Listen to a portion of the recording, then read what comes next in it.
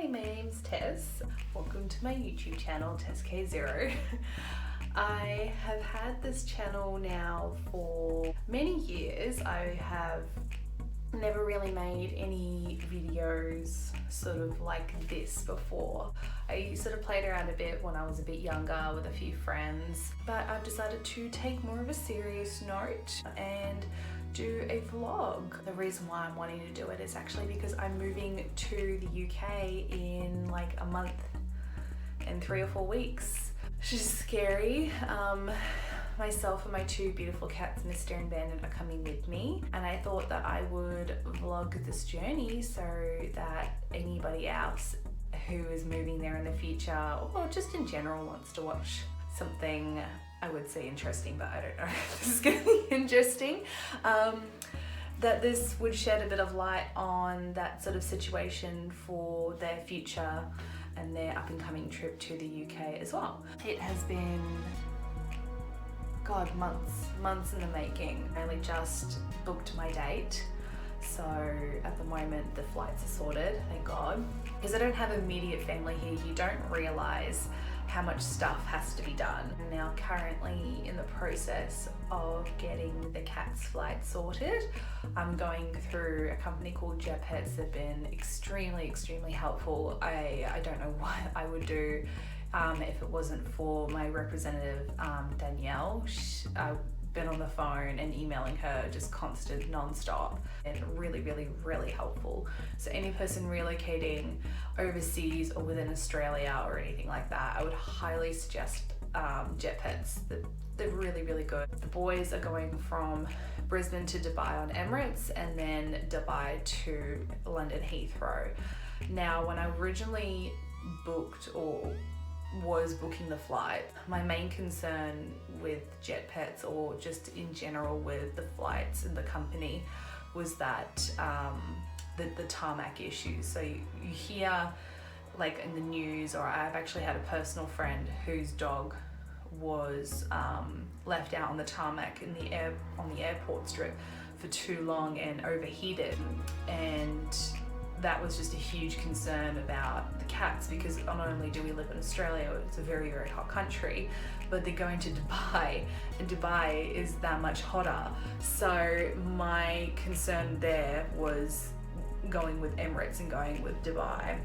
So I think for people who are traveling from one hot country to another, or whatever way it is, if your pets have to stop off in a hot country, what my representative Danielle and I decided to do was to book the flights at night time leaving from Australia, and then when they arrive in Dubai, it would be very early in the morning. I think it's around 7 a.m. or something like that. Not that early, but at least it's not like midday boiling hot. They did keep saying to me, like, you know, that they're the main priority. They do get taken off the tarmac, I guess first, or at least last. That way they don't have to be out on the tarmac for a long time. So yeah, to anyone here that is traveling overseas, I would definitely suggest, if you're going with your pets and you're going to a hot country or a stopover, try and time up your flights to be like in the early mornings or like the late nights. That way it's naturally cooler at night time. Australia right now, it's technically winter, if you can call it that. I mean, I'm wearing long sleeves. It's still cool, but we do have days where it gets hot, and depending on obviously how long they're left out on the tarmac, that's still a lot of sun, you know, hitting them. So if you're wondering about money as well, I've got a lot of clients at work. I'm a beauty therapist, so I talk to people every single day. I get a lot of people asking me like, oh my God, you're taking your cats, like how much is that gonna cost? Surprisingly not that much. I was told by one of my mum's friends that they had quoted their dog to go from, I think, Australia to the UK or vice versa. And I think it was about $5,000 for their dog, and I think their dog was maybe like the size of like a corgi or something like that, which isn't extremely huge. I mean, my cats are freaking huge. So I was worried that it was going to be like 10 grand for the both of them, because they were quoted 5 grand, and I was considering not going if it was going to cost $10,000 for 2 cats, because that's just insane. Like, the people that own these companies must make a shit ton of money. But it turns out that it's only $2,500 each, so $5,000 in total, which is still pretty pricey, but it's a lot cheaper compared to $10,000 or just $5,000 for the 1 cat. At least we're getting 2 in the deal for $5,000, so that's really, really good. Same thing again, my consultant was really good and gave me a better discount because she knew that I'm flying by myself, I'm flying to be with family, and I'm doing it all on my own. It's a very stressful situation. Definitely would suggest Jet Pets. If you ever get Danielle, you're very lucky. She's very, very good. Also taking over a shipping container full of belongings. I don't mind them. I've just recently been changed over to a different representative for this like 2nd or 3rd stage of moving, which I would prefer to stick with one person all the way through, just because you build like a rapport with them and like a relationship, and I like talking to one person, not having multiple different people having to pass my information on, because things can get chopped and changed, and similar to like Chinese whispers, I don't like that. So having to re-explain myself, well, I've already got so much stuff going on, has been a bit stressful. But so we're getting there. But yeah, taking a shipping container full of stuff over, not that much stuff, a couple of shelves, a couple of side tables, and mainly like a double bed. And then the rest are just like little knickknacks and trinkets that have a lot of sentimental value that I don't want to get rid of. Other than that, pretty much my house is empty. I have 1 lounge and 1 bed, and that's really it. Other than like my fridge and my washing machine and stuff, that's going to be gone obviously within the last week or 2 of living here, because you need it right up to when you leave. Same thing with the bed, but I do currently have the lounge up for sale, so if you guys want a really nice grey lounge, if I know how to insert photo. Kidding. But yeah, I'm trying to sell my lounge. Yeah, so those are sort of the 3 main things at the moment I've got going on.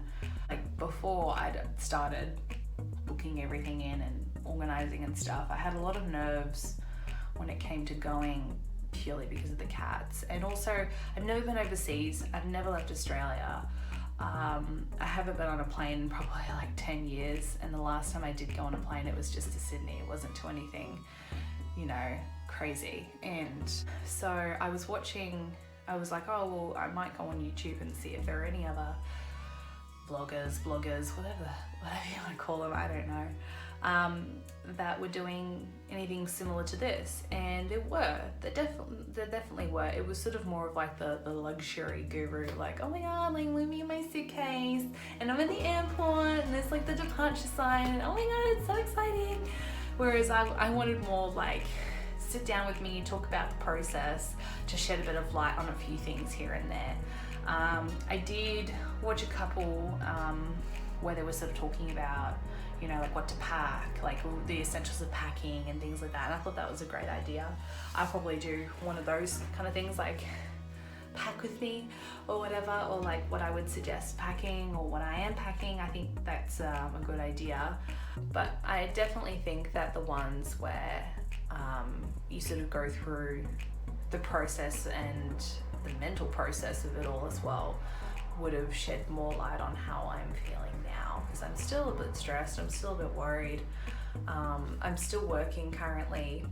I'll probably finish up work maybe a couple of weeks prior to leaving, because same thing again, there are things people don't tell you if you're moving permanently. I've got to sort out my tax, I've got to take myself off the electoral roll. Still a lot to plan, but I didn't find any videos with that specific information, so I think this might be helpful.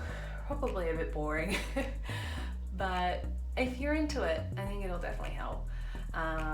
Yeah, I'll show you my pussycats in a minute. One of them's probably on he's got this cute little lounge. It's literally like, when you go into a psychologist's lounge, like in the movies, and they like lie down, they're like, oh, doctor, I just don't know what's going on with my marriage. He's literally on one of those, except he's not married. And if he is, he's probably gay with the other cat. But yeah, I enjoyed this. Thanks for listening to me. My hair's all greasy and messy because had a very long day, and so yeah, but thank you for watching. Subscribe. I don't know how to do all this shit, but if I've learned anything from David Dobrik, subscribe to my channel, link in the description, buy my merch. Anything else to add, Liza? I don't know. Anyways, guys, I don't know what Jeffree Star says. Bye. Bye. So this is Bandit. You see he's on his little chair. He's just the sweetest thing in the whole world. Say hi.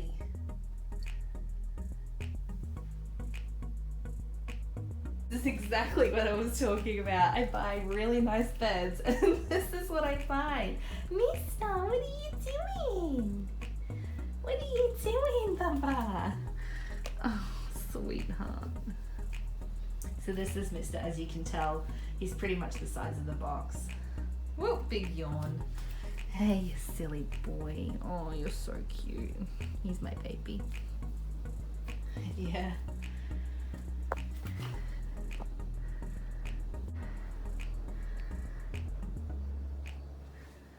Subscribe.